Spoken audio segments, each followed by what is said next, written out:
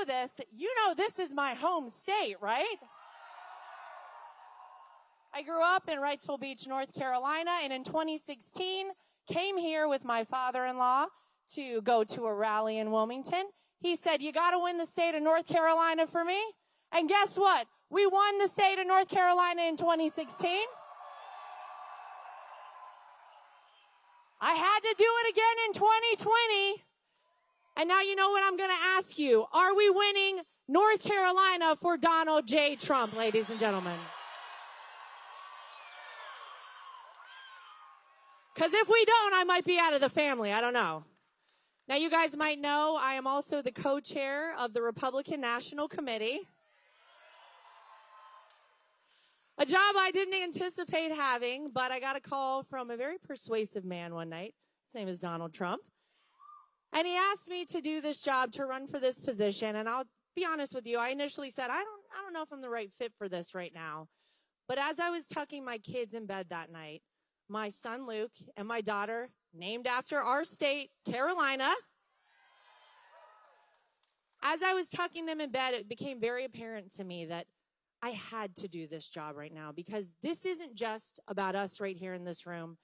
This is about my kids and your grandkids and the future of America. And we're saving this country right now, ladies and gentlemen. And I'll tell you one more thing before I bring our special guest out, and I'm so honored to be here with you all tonight. Donald Trump is a man, don't forget, who never needed this job. Very famously, Oprah Winfrey once asked him in the 1980s, would you ever run for president? And he said, only if things got so bad, I felt I had no other choice. Only if the country needed me. And we needed him in 2016, didn't we? Well, they fought against him every day, but we know the truth. When Donald Trump was in the White House, you had more money in your pocket. Your communities were safer. We had 500 miles of border wall built and a secure southern border. You had peace agreements in the Middle East instead of wars breaking out around the world. Every president before him said they would do it, but it was Donald Trump who moved the American embassy in Israel to Jerusalem, recognized the Golan Heights, had not one, but 2 meetings to denuclearize the Korean Peninsula with Kim Jong-un, trade agreements with Mexico, with Canada, with China, and your life felt great when Donald Trump was in the White House. They fought against him every day, and most people, having had a successful first term in office, would have said, you know what, that's enough. They fought me every day. I got a lot accomplished, but I gotta pass this on to somebody else now. But Donald Trump said, I'm not done because my job isn't finished for this country. And he said, I think I'm going to run again. And they got wind of that over in the deep state in the swamp. And they said, you know what we'll do? We're going to take him out before this even starts. We're going to do a little raid at Mar-a-Lago. And he said, oh, really? Well, guess what? I'm going to run for president. And then they said, wait a minute. Things are looking good for Donald Trump. Let's throw an indictment his way. And his poll numbers went up. They said the first indictment didn't work. What do? Let's do another indictment of Donald Trump. And what happened? His poll numbers went up. They said, this isn't working. Somebody call old Fannie Willis down in Fulton County, Georgia. Get her to indict him and take a mugshot. And that is the best mugshot that has ever been taken in the history of the world.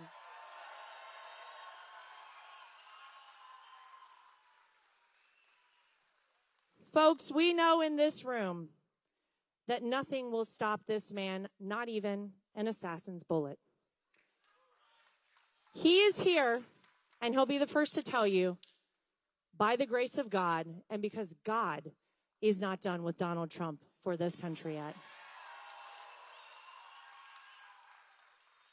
So with that in mind, with 11 days to go, show me my early voters here tonight. Okay. Do you guys know that we are beating the Democrats in early voting in so many states in this country? It's never happened. It has never happened. So I'm honored to be here today because we need strong leadership at the top in the White House. We know that Donald Trump did it once and he'll do it again, but he needs somebody by his side, a partner who understands that and will do it and execute for this country as well.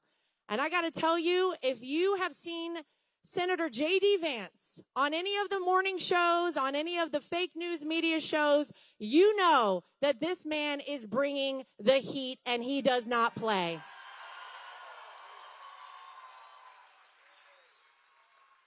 I'm glad he's on our team. I'll tell you that. I wouldn't want him on the other side. He's amazing. He is truly the epitome of the American dream and what happens in this great country and only in this great country, the United States of America. And we want more American dreams being fulfilled. That's why he's here tonight. That's why he's Donald Trump's running mate. That's why he will be our next vice president of the United States. Please welcome Senator J.D. Vance. Why don't we liberate these United States? We're the ones who need it worst. Let the rest of the world help us for change, and let's rebuild America first. Our highways and bridges are falling apart. Who's blessed and who has been cursed? There's things to be done all over the world, but let's rebuild America first.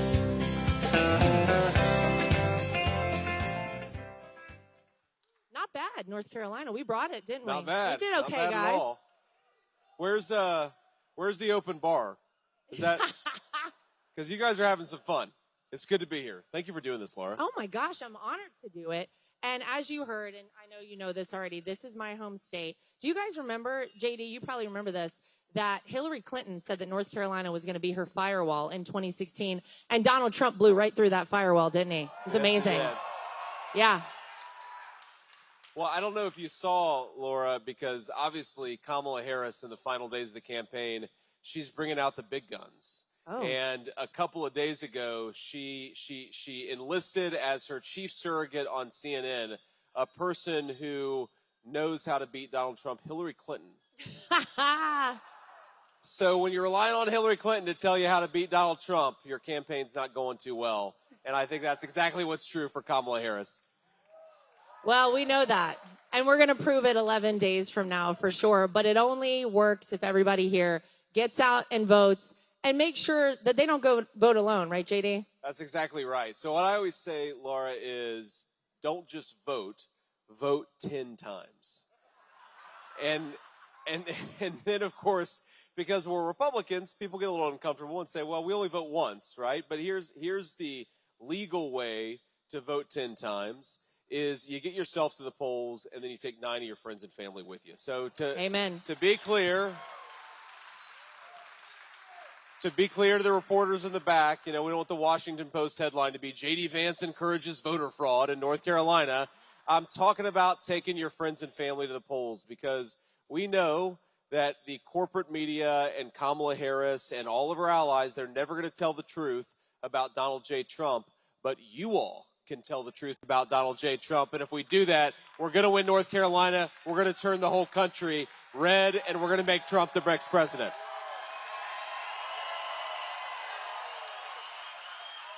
Love it. Absolutely. All right, so we have some audience members today who I think have a few questions for you. And I don't know that these are going to be as tough as the ones you're used to getting on TV, but I know you're prepared for these. So are you Kelly? I'm Kelly. All right, Kelly, have at it. Hey, Senator Vance. Kelly from Monroe. Just want to thank you for your service, first of all. Thank you, Kelly.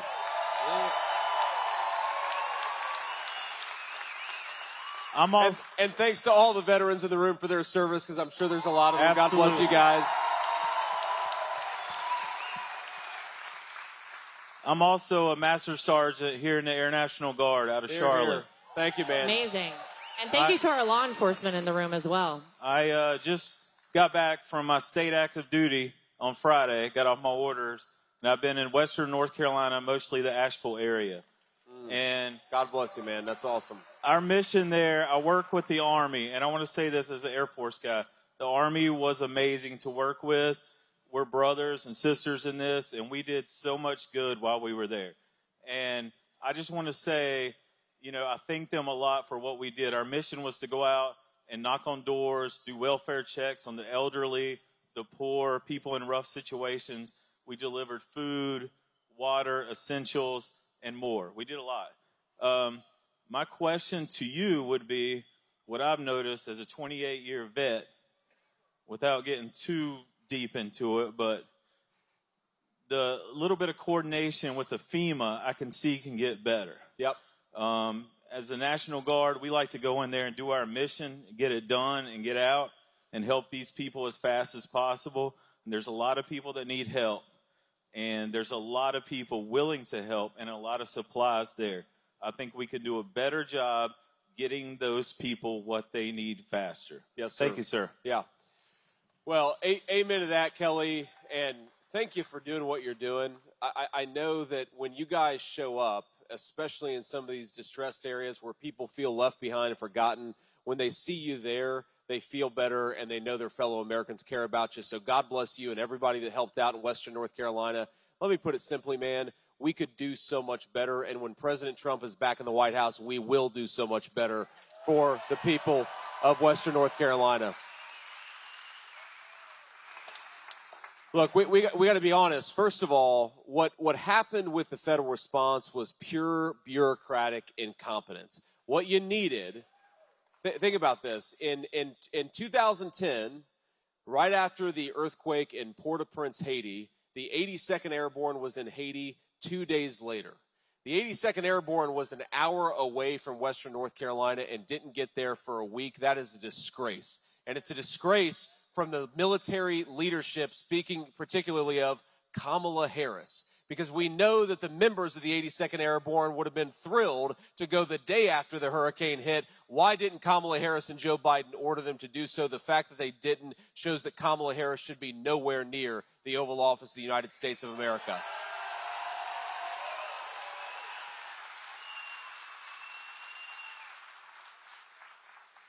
But it's just straightforward incompetence. When you have these different agencies, right? We've got all these 3- and 4-letter agencies.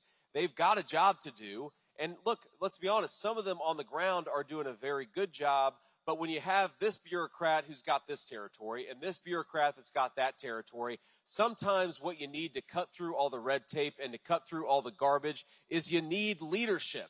You need the president and the vice president to show up and say, your job is to save as many lives as possible and then to help people rebuild. What you don't need is a president who was on the beach and a vice president who was raising money in California. You got to have people focused on American citizens and helping them out.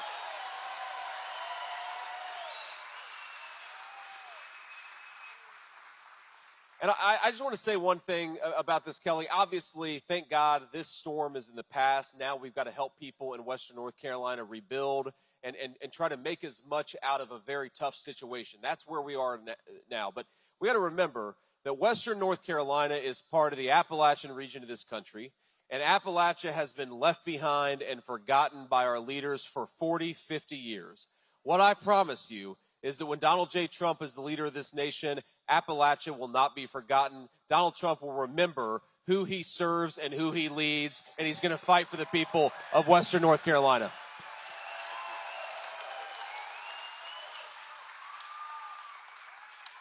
Couldn't agree with you more. One of the things I will say that I saw with my own eyes, I got photos and videos from so many of my friends and family, JD, who live in Wilmington, North Carolina, Yep.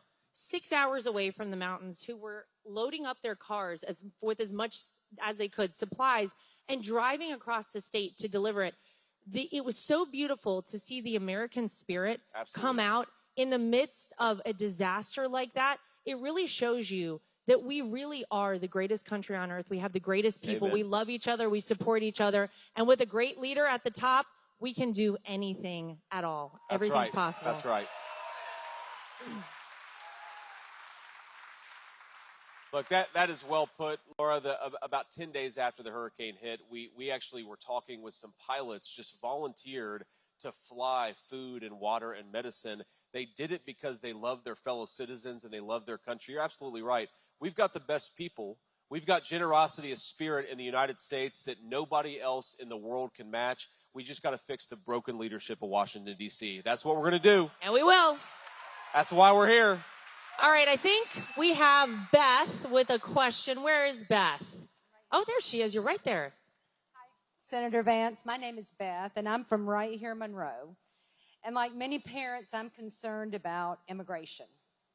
Yesterday, the front page of the New York Post reported that last year, the benefits we are providing illegal immigrants cost us $150 billion. To put that in context, the entire budget for the state of North Carolina last year was $33 billion. So how soon will President Trump close the border? Thank you.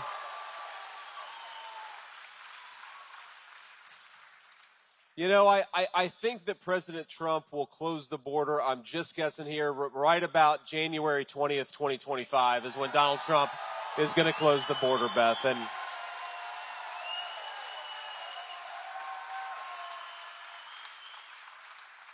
you know what? One of the things, Beth, the press does and Kamala Harris's campaign does is they try to make us feel like bad people for believing in border security. They say that border security is not compassionate, but then they miss the fact that 320,000 children have effectively gone missing thanks to Kamala Harris's open border. It's not compassionate to those children, and it sure as heck isn't compassionate to the American citizens who are suffering under this terrible border crisis. Now, we talk all the time about fentanyl, and we should, because it's 100,000 American citizens who are dying because of this poison the cartels are bringing into our country. We don't talk as much about the fact that hospital wait times, emergency room wait times, have gone up radically in the United States of America because we've got a lot of illegal aliens who are getting put in front of line of American citizens.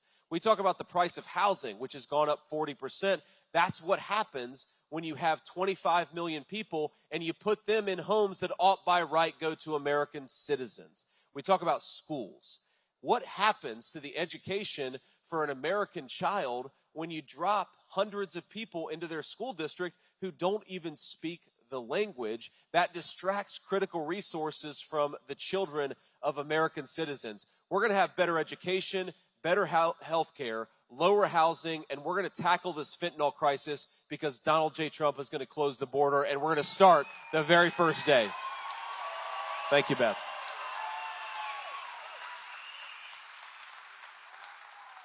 We built over 500 miles of border wall the first time. You can guarantee yourself Donald Trump and J.D. Vance are going to complete the wall. That's absolutely right. Yeah. That's absolutely right. I know. All right. Mike is up with the next question. Where's Mike? Right Hey, here. Mike. Hey, how you guys? Hi, Senator Vance. My name is Mike, and I own an insurance agency in North Carolina.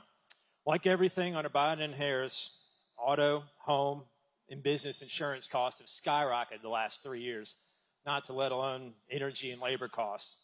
What is your plan to help small businesses, and especially small-town America? Thank you, Mike.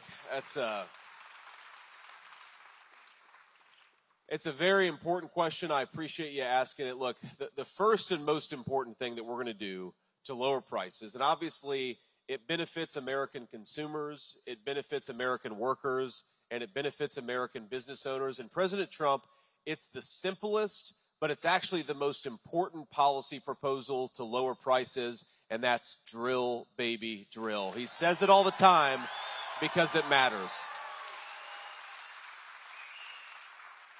And I think some don't appreciate that when the energy goes up, everything becomes more expensive, right? Think about it. If the truck driver who's delivering the food to the grocery store is paying 45% more for diesel, then we're all paying more for groceries. If the guy delivering the lumber to the construction site is paying 50% more for gas, then we're all paying more for housing. That's what higher energy costs do, is they make it hard for us to afford a good life. Now, insurance rates. Why are insurance rates so high, especially in automotive insurance? And this goes back to Beth's question, is because of illegal immigration. When you drop millions upon millions of people into your country, a lot of them are driving around. That makes it riskier to drive a car, which means that our insurance rates go up. We saw this, by the way, in Springfield, Ohio, where folks in Springfield are paying skyrocketing rates for car insurance because their communities have been flooded with people who don't have the right to be in the United States of America. So one, Mike, we're going to lower energy costs and lower all the costs that depend on energy. We're also going to secure the border and make America safe again, which is going to lower insurance costs, but it's going to do a lot more beyond that.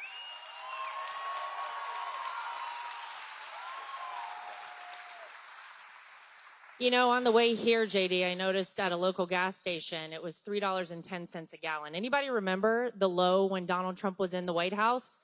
$1.87 a gallon was how much gas cost when Donald Trump was in the White House. There's something that I don't think gets talked enough about, but our strategic petroleum reserve. That's a very good point. Yeah. Remember what Joe Biden and Kamala Harris did to that? And can you explain to everybody why that's important, why it's there, and will we refill it so that if we need it, it is available? Yeah, so, Laura, this is such a good question. This is the scandal that the American media never talks about in the run-up to the 2022 midterms, because Americans were rightly very angry about high gas prices. Joe Biden and Kamala Harris, they drained the strategic petroleum reserve. That is the reserve of oil that we have in case, God forbid, we get into a war with a foreign adversary. They drained it to lower the cost of gasoline, to hide from their own bad energy policies. And of course, as soon as they left office, what happened? Gas is now $3.10 a gallon at this gas station down the street. And you think it's not going to get worse? If Kamala Harris gets 4 more years, gas prices, we're going to be praying for $3.10 gasoline. It's going to be $5 a gallon, because she has declared war on American energy, and she has said herself she wants this country to go completely gasoline-free by 2040, or at least her surrogates have said that. That's going to bankrupt this country. It's going to drive up the cost of energy. But think about this. Kamala Harris drained our strategic reserve of oil so that she could win an election. What else would she do to win an election, and how much more would she sacrifice your interests and our prosperity for her own political gain? We can't reward that kind of politics, which is why I think we ought to send Kamala Harris back to San Francisco, where she belongs, and not to the Oval Office.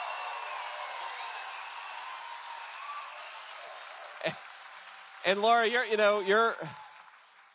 a North Carolina girl. I'm an Ohio guy.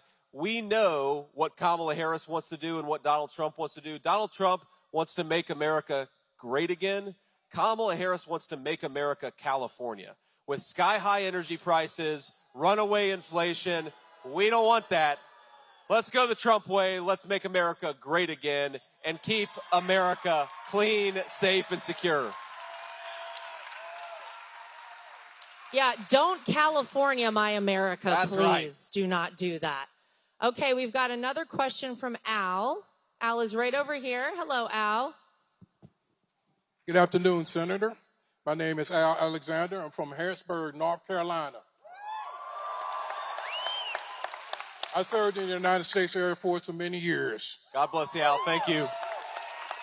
My question is about Social Security. And I heard many people around here, not here, but elsewhere, say that Republicans want to end Social Security. What I want to know is, what is the plan to protect Social Security? Yes, sir. Yes, sir. Well, Al, again, a very good, a very important question, and thank you for your service. And let me say this, that when Kamala Harris says that we're going to go after Social Security, it's the most ridiculous thing I've ever heard. Donald Trump was president for 4 years. He already protected Social Security, and he's going to do it again. Now, here's what we're going to do, Al. The most important thing, the biggest unexpected strain on our Social Security reserves is that we have got billions and billions of dollars going to illegal aliens who have no right to be in this country. Social Security ought to go to the people who paid into Social Security, not to people who don't have the right to be here. That's number one.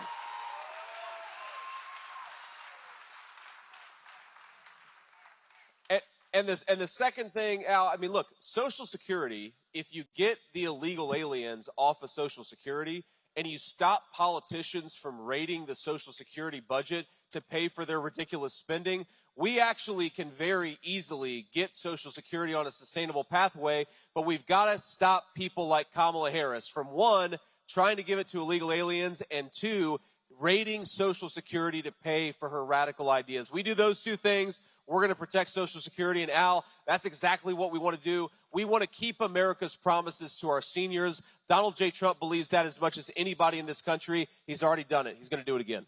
Thank you, Al. You know, JD, while we're on the subject of lies from the Democrats, I mean, I don't know how much time y'all got tonight. But let's quickly just make it very clear for anybody watching, listening, or anybody want to tell your friends the lie of Project 2025. And why is it that the Democrats would go out of their way, knowing it is a lie, JD, knowing that Donald Trump has said this has nothing to do with him? Why would they go on and continue to tell this lie? Well, Laura, you just asked me to enter the mind of Kamala Harris, and that's a very don't. dark place. I don't.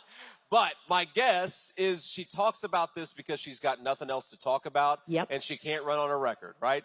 Kamala Harris can't run on lowering the price of groceries because groceries went up by 25% under her leadership. She can't run on lowering the price of housing because housing is 40% more expensive because of her leadership.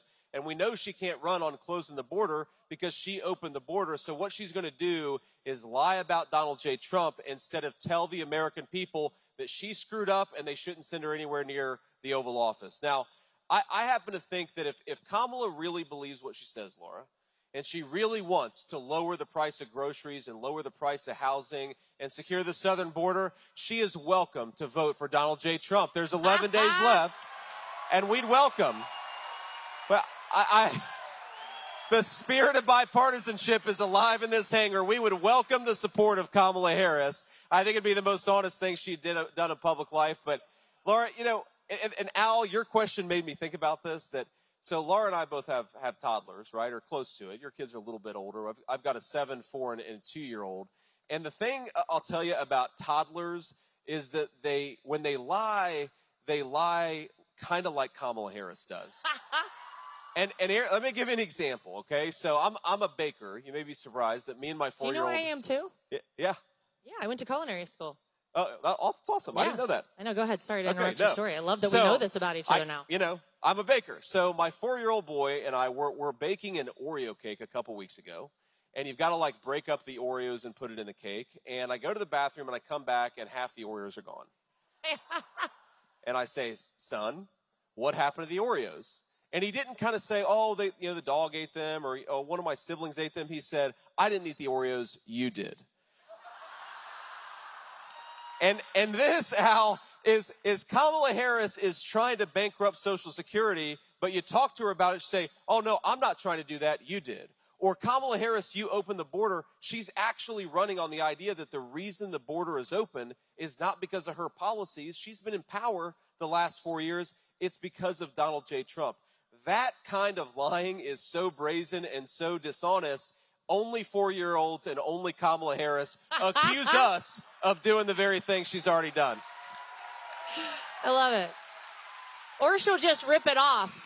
Like no tax on tips. She'll just rip it off if she needs to, right? All right, next question is Joe. Where is Joe? Hello. Hello. Hey, Senator Vance. How you doing, man? Welcome back to North Carolina. My name's Joe. I'm here with my 3 boys, Sam, Jack, and Joey. Good-looking crew? Yes. We're from Cornelius, North Carolina. I'm also a U.S. Army veteran, and thank you for your service. But more importantly is I'm a Christian, and we're a Christian family. Here, here.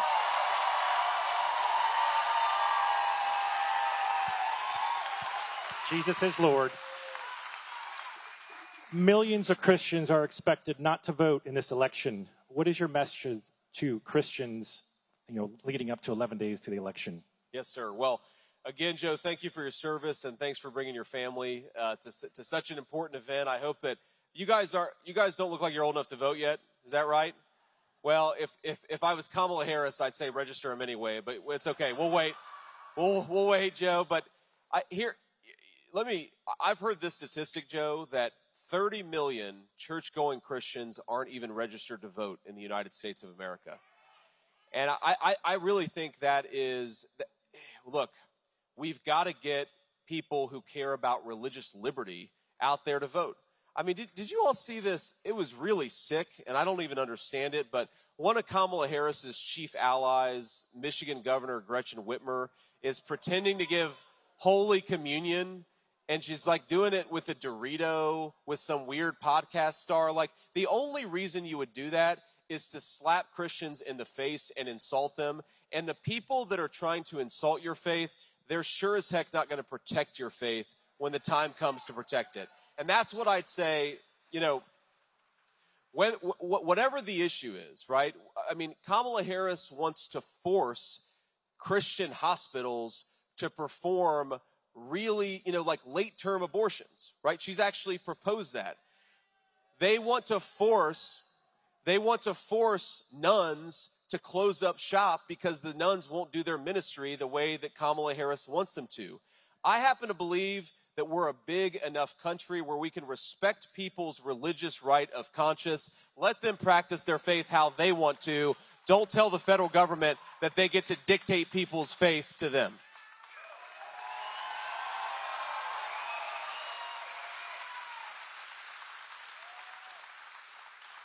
And Joe, I mean, look, I'm a person of faith. I care very deeply about it. I go to church every Sunday, though sometimes not on the campaign trail because we're out on the campaign trail. But look, you know, what do Christians care about? I mean, in my experience, they care about being able to raise their kids with their values. How about sending your kids to schools or homeschooling them where they get an education instead of an indoctrination, right? So if you want to educate your kids as you see fit, if you'd like to be able to raise your children in the faith of your family, if you'd like to be able to teach your children that the Christian faith is true and the gospel of Jesus Christ is real, as I believe that it is, you ought to have the right to do that in the United States of America. And the final point I'll make about this, Joe, is these guys are going out there aggressively insulting Christians with everything they do. It's not just Gretchen Whitmer. It's the policies they pursue, the way that they talk about Christians. You know, of course, there was the rally where somebody shouted something. It was a simple, I think they said, Jesus is Lord. And Kamala Harris said, you're at the wrong rally. Well, if you think Jesus is Lord, you're at the right rally right now, first of all.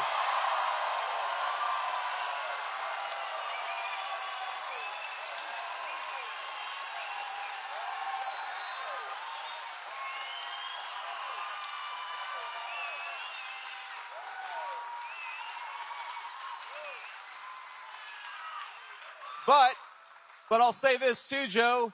Even if you don't share my religious faith, I'm still going to fight for your right to practice your faith as you see fit, because my obligation is to the Constitution. It'd be good if Kamala Harris agreed. And how about the fact that when Donald Trump got back in the White House, we could finally again say Merry Christmas. That was nice. I heard Kamala doesn't like that very much, but that's okay. You know, I am often reminded time and time again how close we are to World War III, JD. It's a very scary thing, I think, for a lot of people. And I think back to a time when Donald Trump was in the White House, first president in 82 years with no new wars under his leadership. Amazing. We had the Abraham Accords, of course, in the Middle East, historic peace agreements that people said would never happen. Talk about, for a minute, if you would, why it's so important in this moment right now to have strong leadership in the White House, our commander-in-chief, the leader of the free world. We see things going on in the Middle East. We see what's happening with Russia and Ukraine. We see China, you know, saber-rattling in the South China Sea. We see all of these things feeling rather unstable around the world. Why is it important that we have Donald Trump back there to make sure we stabilize things? Yeah, such a good question. And I didn't fully appreciate this, Laura, until I got into the United States Senate. And what even some of my Democrat colleagues will admit, of course, when the cameras are off, but they will admit that the bad guys all over the world, they were kind of scared of Donald Trump, right? Yep. and that fear kept a lot of aggression in check, and it kept a lot of wars that otherwise would have started from starting in the first place. And why do you have Russia invading Ukraine during Kamala Harris's watch? And why do you have Iran and Hamas attacking Israel during Kamala Harris's watch? And why do you have China saber-rattling during Kamala Harris's watch? It's because who could possibly fear Kamala Harris? No one, right? I don't even say that to make fun of Kamala Harris, a little bit for that reason. But more importantly, think about this. This is a woman who is terrified of softball media interviews, and we think that she's going to sit in a room with Vladimir Putin and Xi Jinping. Look, Laura, I was raised by a grandmother who was a devout Christian, by the way, but also loved the F word. She was a woman of many tensions. But my grandmother was tough. She was smart and she was tough. I can't imagine having somebody like Kamala Harris, who's terrified of her own friendly media negotiating on behalf of the United States. You think it's bad now, and it is bad now. It's only going to get so much worse because this stuff compounds on itself, right? One bad domino falls, and then another bad domino falls, and then all of a sudden, God forbid, you're in a major world conflict. And the other thing that Donald Trump, I think, the president really appreciated something that many American leaders have forgotten. President Trump appreciated that the most precious resource we have in the United States of America, and I know we've got a lot of folks here today who fit this description, is the people who put on the uniform and are willing to sacrifice their lives for their fellow citizens. That's an amazing thing.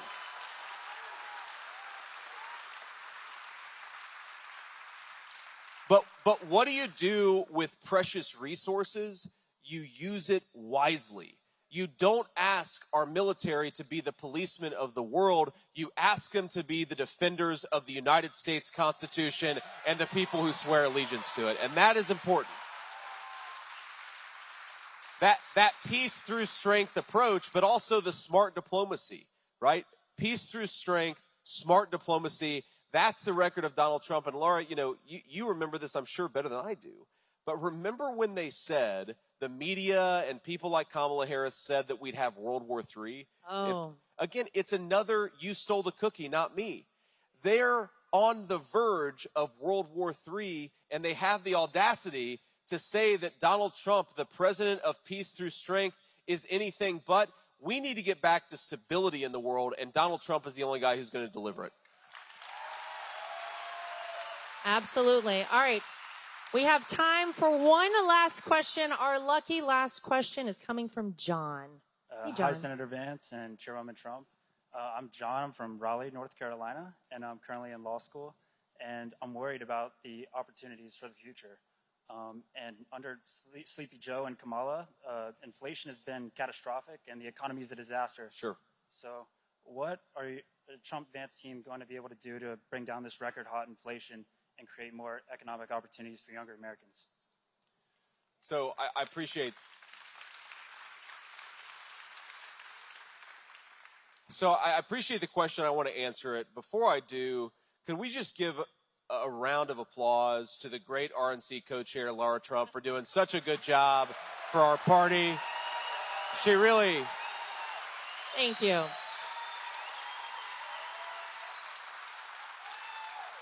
They're not cheating in this election, I can tell you that much. That's right. But one of the things, Laura, I think you've done is give people faith in this election.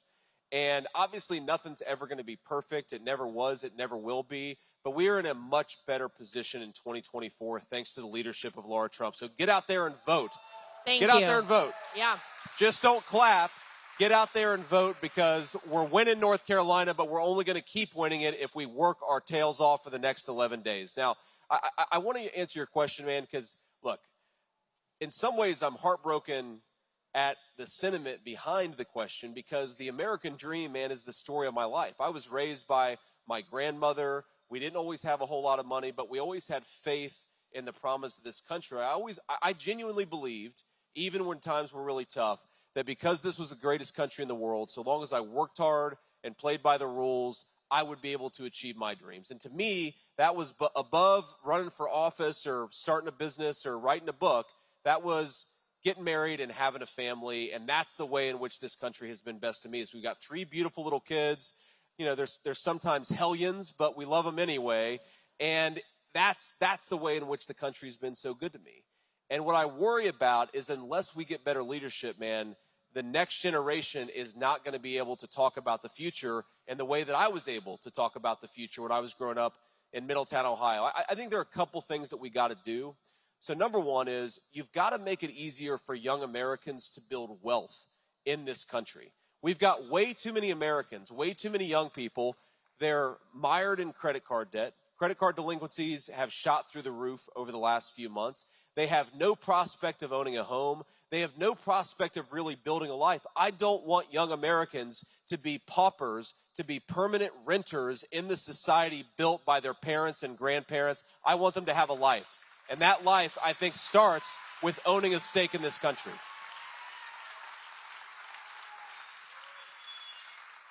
So to be very specific, we want to do a few things. Number one, like I said earlier, we're going to drill, baby, drill to lower energy costs, but also to create a lot of good jobs in the energy sector. And also that'll make it easier to manufacture in the United States of America. The biggest cost for our manufacturers is often energy. If we lower energy costs, we're going to create a Donald Trump golden age of prosperity in the United States of America. And that wealth is going to flow to everybody. Young, old, rich, and poor. That golden age of prosperity is fundamentally why Donald Trump is running for president this time around. We're going to do it. We got to. Second thing we got to do is we've got to make it easier for young people to buy a home, right? Housing crises have increased by 40% under Kamala Harris's leadership, man. I want you to be able to grow up, finish law school, get a good job, buy a home, and raise a family if you so choose. And that dream is getting further and further away for a lot of young American families. When President Trump is back in office, here's what he's going to do. Number one, we're going to lower interest rates so that people can afford to buy homes again. Mortgage interest rates way too high. Number two, because we got a lot of illegal aliens in this country that are occupying homes that ought to go to young Americans, we're going to deport people, and we're going to get a border back in this country to make sure American homes go to American citizens. And then the third thing that we're going to do, and President Trump, it's one of the biggest and starkest differences between Kamala Harris and Donald Trump, and there's a lot of them. But Kamala Harris actively brags about making it easier to ship American jobs overseas and to raise taxes on working Americans. And think about this. I mean, I've never seen a politician, President Trump and I were talking about this a few weeks ago, I've never seen a politician actively say she wants to raise your taxes. Now, sometimes they do want to raise your taxes, but they lie to you. Kamala Harris is out there saying, we're going to eliminate big tax cuts for the American workers. We're going to raise the taxes of the American people. Donald Trump thinks that's exactly upside down. Here's what we're going to do when President Trump is back in the White House. We're going to cut taxes for American workers and penalize the companies that are shipping American jobs overseas. That's how you create prosperity for the next generation. That's what we're going to do. Thanks, man. So just to go back to what I said earlier and I sort of mentioned, I said they're not going to cheat this time around. Let me just be very clear about this. We are never going to repeat the election of 2020 ever again, okay? When I took over as co-chair of the RNC alongside another North Carolinian, our chairman, Michael Whatley, from right here in North Carolina. Good guy. We said, what do we need to do to make sure that we have free, fair, and transparent elections? And we said, you know what we'll do? We're going to put together the most comprehensive and aggressive election integrity operation this country's ever seen. Hear, hear. And in addition, we're going to get a lofty goal together, and we'll just put it out there and see what happens. 100,000 people that we would train as poll watchers, poll workers, and legal experts. And I'm happy to report, as of about a week ago, we have trained 230,000 people in this country. Wow.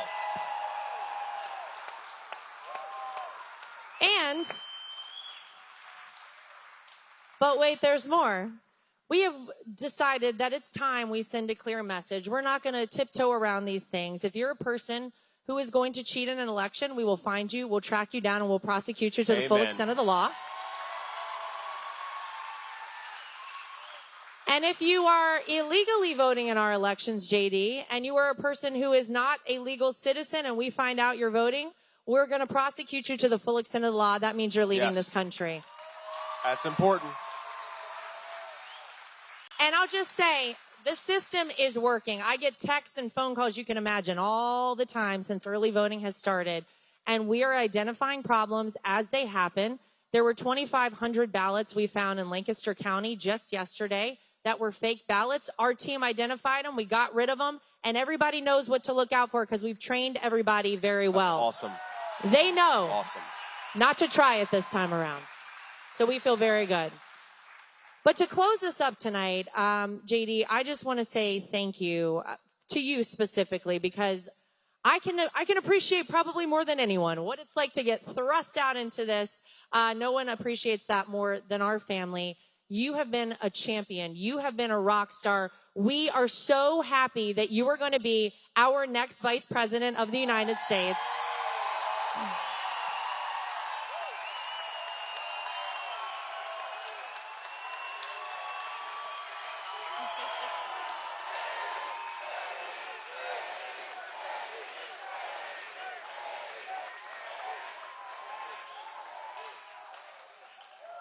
And I always like to give everybody just a little something to leave with. If you guys need to get a little hyped up over the next 11 days, do yourself a favor.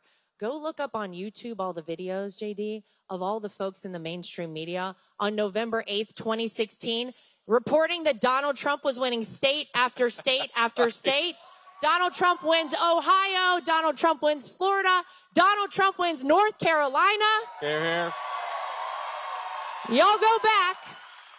Take a look at those. Get ready, because that's the kind of heat and energy we're going to be bringing on November 5th. So, JD. That's exactly right. Would you close us out and tell the great people here of my home state of North Carolina what we need to do over the next 11 days? Here's first of all, Laura, thanks so much for doing this, and thanks to all of you for being here. Here's what we need to do over the next 11 days is get out there, vote, get your friends and family to vote, and remember who we're fighting for. I'm going to tell you just a very brief story, if I may, of a woman, a 40-year, she's a retiree, but for 40 years, her and her husband had done steak night on Friday night. And I'm not talking about buying a fancy steak at a steakhouse. I'm talking about going to the grocery store. And that was their ritual, and they did it in good times and bad until last year, because grocery prices got so high that under Kamala Harris and Joe Biden's leadership, they had to give up this family ritual that gave them a lot of meaning. When we're going out there and we're working, and I know all of us are going to work as hard as we can, remember that what we're fighting for is to allow our people to live a good life in the country that all of us love. We've got the best people, the best resources, the most generous human beings anywhere in the world. The only thing that is broken about our country is the failed leadership of Kamala Harris. Let's change that and give the people a president that is fit to lead this country. God bless you all. Thank you. Thank you, guys.